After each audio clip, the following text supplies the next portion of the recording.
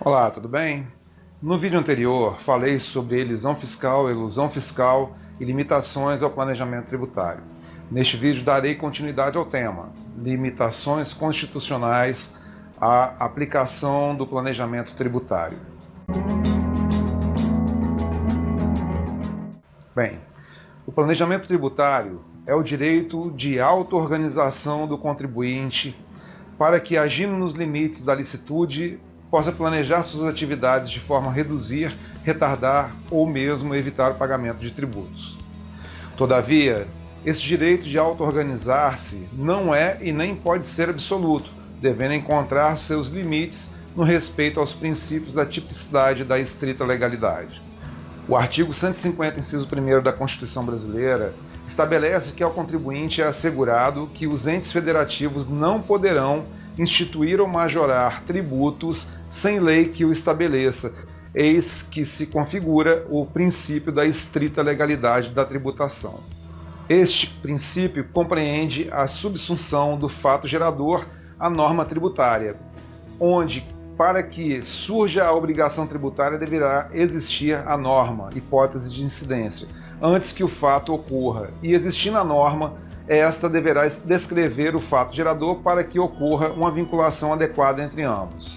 O sistema jurídico somente pode ser considerado lógico se os enunciados por ele compreendidos puderem ser organizados sob a perspectiva dos princípios e regras do raciocínio lógico. Assim, conclui-se que a lógica do sistema jurídico depende da unidade, consistência e completude das proposições jurídicas. Caso contrário, podem surgir antinomias ou lacunas.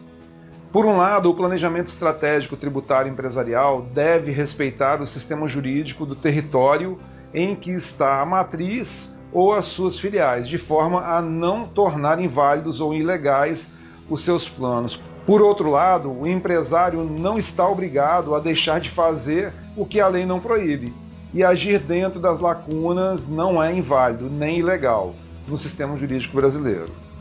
Sakamoto e Bassoli observam que os princípios constitucionais tributários podem ser definidos como vetores das normas e protegem os contribuintes dos abusos do fisco na relação jurídica tributária, e destacam como os mais importantes os princípios da tipicidade e o da estrita legalidade.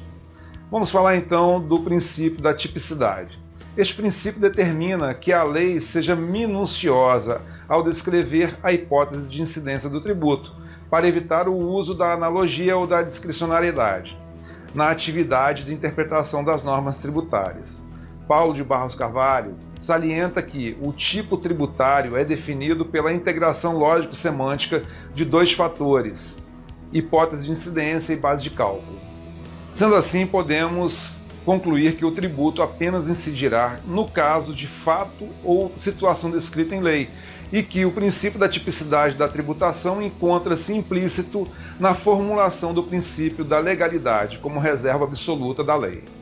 O princípio da tipicidade, então, retrata a liberdade fiscal ou de opção fiscal, que permite aos contribuintes agir ou planejar desde que não o façam dentro dos limites demarcados pelos tipos legais, sendo livres para optar pelas condutas fiscais menos onerosas. Vamos então ao princípio da estrita legalidade, que está previsto no artigo 150, inciso 1º da Constituição, que diz: sem prejuízo de outras garantias asseguradas ao contribuinte, é vedado à União, aos Estados, aos municípios e ao Distrito Federal exigir ou aumentar tributos sem lei que o estabeleça. E no artigo 5º, inciso 2º da mesma carta, diz que ninguém será obrigado a fazer ou deixar de fazer alguma coisa senão em virtude de lei. Paulo de Barros Carvalho destaca que o veículo introdutor da regra tributária no ordenamento há de ser sempre a lei. Porém, o princípio da estrita legalidade diz mais do que isso, estabelecendo a necessidade de que a lei adventícia traga no seu bojo os elementos descritores do fato jurídico e os dados prescritores da relação obrigacional. Geraldo Ataliba acentua que a subsunção é um fenômeno lógico, de um fato configurar rigorosamente a previsão hipotética da lei. O Código Tributário Nacional, no artigo 97, determina que somente a lei pode estabelecer 1.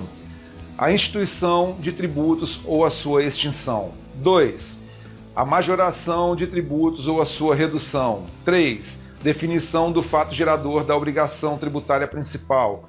4. Fixação de alíquota do tributo e da sua base de cálculo. 5. Cominação de penalidades para as ações ou omissões contrárias a seus dispositivos ou para outras infrações nela definidas. 6. As hipóteses de exclusão, suspensão e extinção de créditos tributários ou de dispensa ou redução de penalidades. Portanto, a elisão tributária ampara-se em omissão legislativa ou em dispositivo legal que permita obter, sem sacrifício da utilidade econômica, da conduta do particular, a redução ou supressão de encargo tributário. O planejamento tributário está amparado pela estrita legalidade, uma vez que somente há o dever de pagar os tributos se houver lei que preveja a hipótese de incidência de tais tributos, bem como ao direito de menos pagar se assim a norma tributária permitir ou não proibir. No próximo vídeo abordarei o tema Planejamento Tributário e a Legislação Brasileira. Eu sou o professor Roberto Franklin e quero te convidar a curtir e compartilhar esse vídeo e a se inscrever no meu canal, pois a sua inscrição é muito importante para mim. Um forte abraço e até o próximo vídeo.